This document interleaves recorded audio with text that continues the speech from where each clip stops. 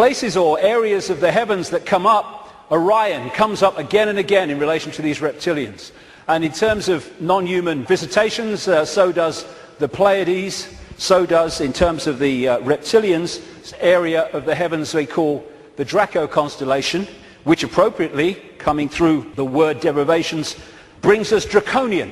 And of course, draconian laws are the Orwellian laws coming in. Very, very appropriate. Sirius is involved as well. So, won't be able to get into this today.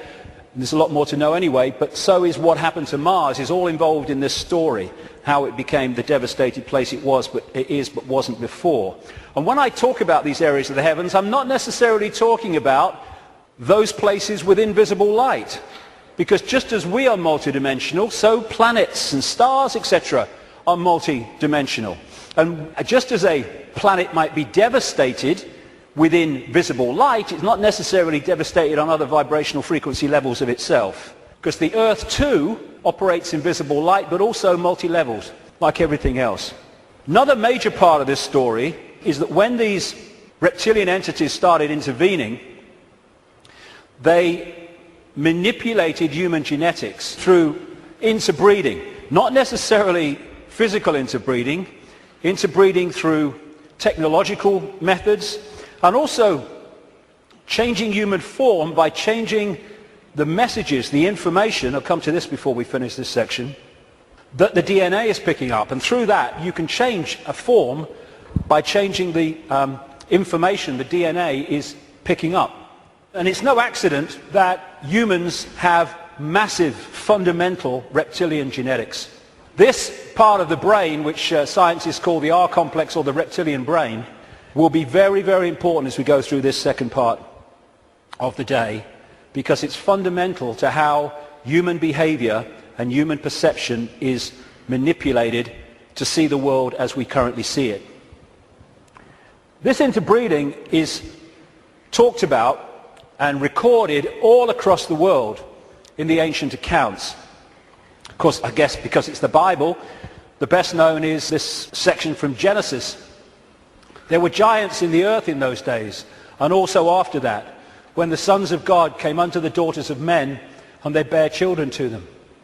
The same became mighty men, which were the old men of renown. But that's just the biblical version. Got a frog in my throat, the reptilian going. All across the ancient world you see similar stories and accounts of this interbreeding. Something else goes parallel with the reptilian story.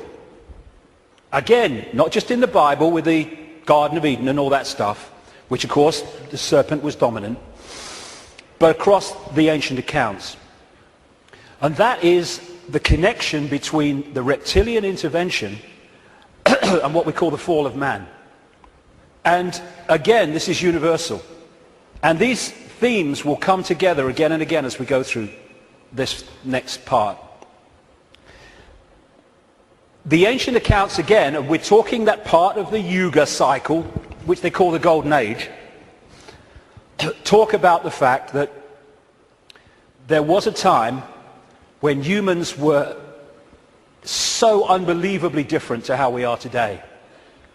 They were connected to higher levels of consciousness. They were in this world, but they were certainly not of it. They were capable of incredible feats, and they lived what we would call impossible lengths of time in terms of age.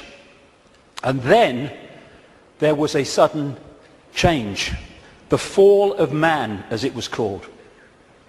What I call this is the schism.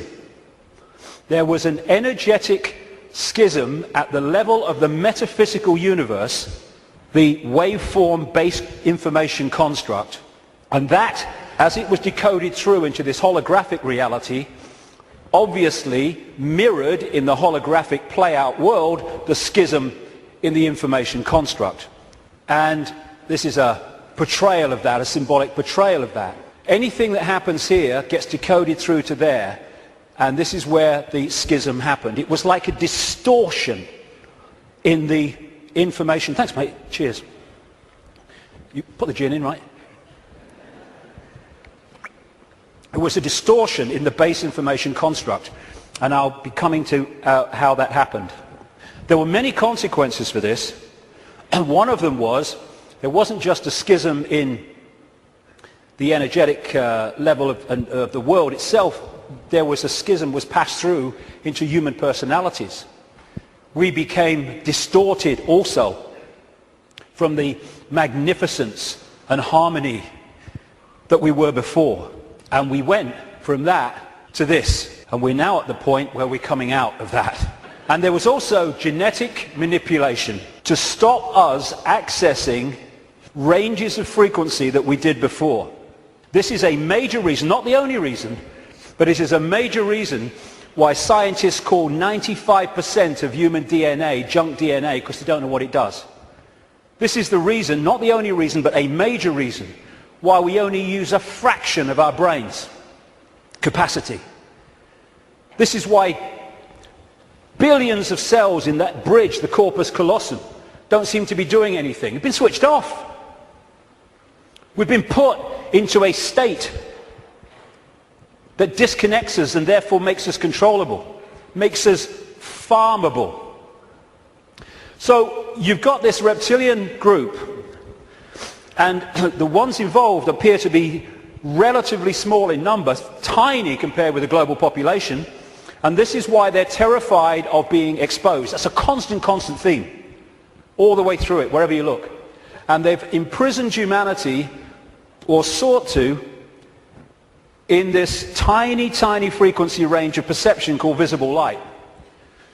Another key aspect to this is that they created hybrid bloodlines specifically to be the middle men and women. They became known in the ancient world as the demigods, the people, the children of the gods, part human, part god, as these serpent gods were perceived.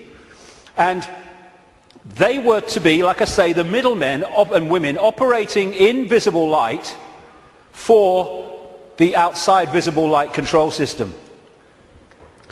And it's appropriate that the caduceus and the symbol of the medical profession is the DNA, in effect, portrayed as two snakes.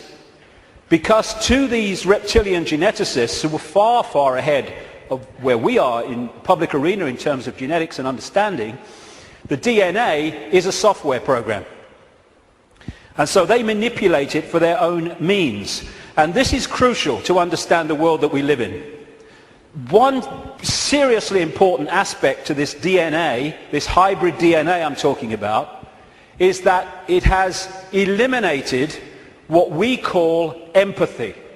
The ability to decode the emotion of empathy.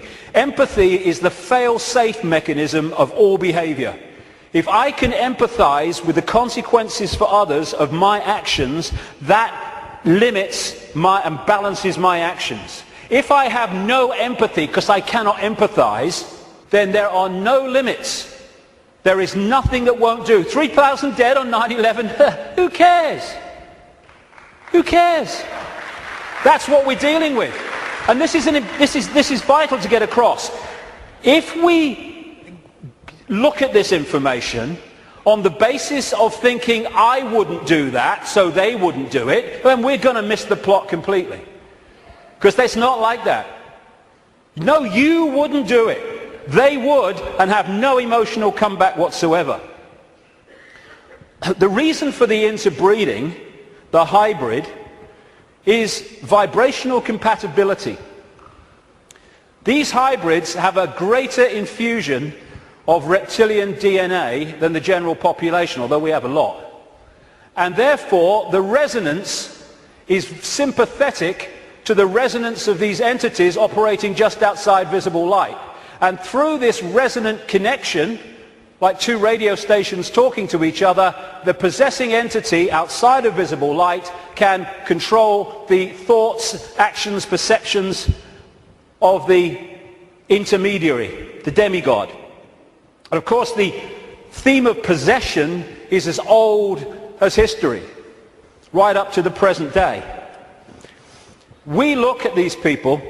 All these pictures are by Neil Haig, by the way. Anything that looks like this. Great friend of mine, great artist.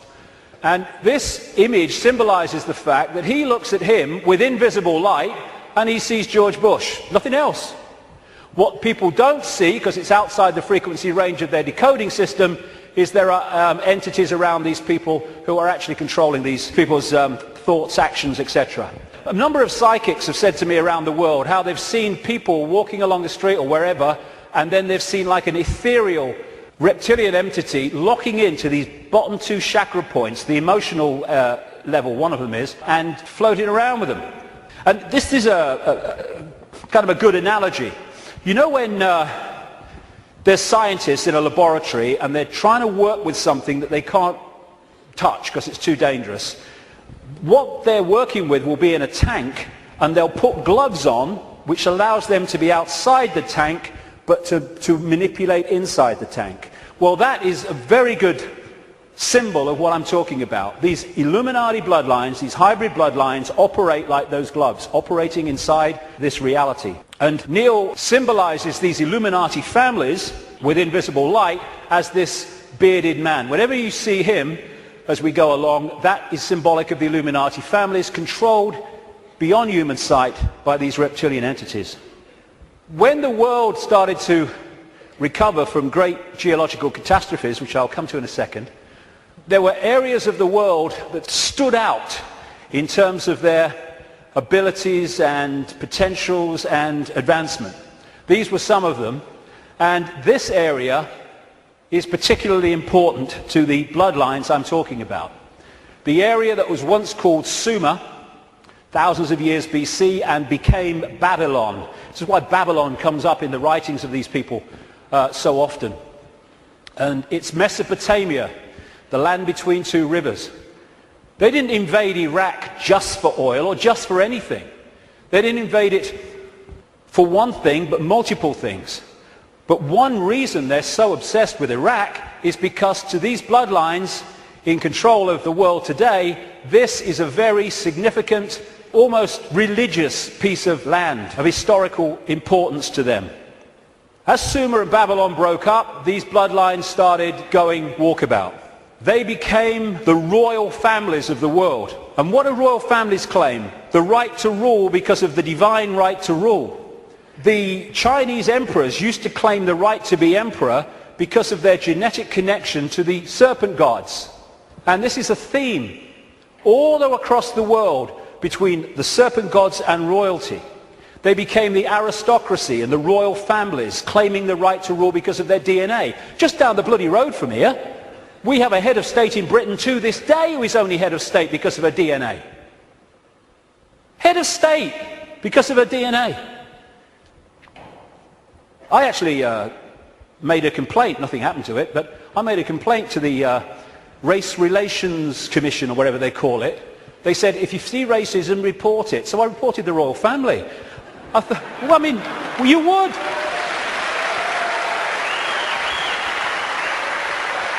You would. Because they go, racism, we must stop racism. All these bloody politicians go, well, get down to Buckingham Palace then.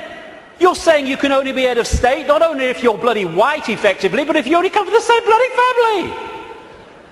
Ridiculous. Anyway, it's always been and it still is. And so these aristocratic and royal families moved on. Eventually, when the people started to rebel against overt royal control dictatorship, these families, some of them stayed in the royal families overtly, and there's still some around, like ours. But these families moved into politics, into banking, into business, and became the dark suit, but they still perceive themselves as royalty, as special because of this genetic connection to the serpent gods.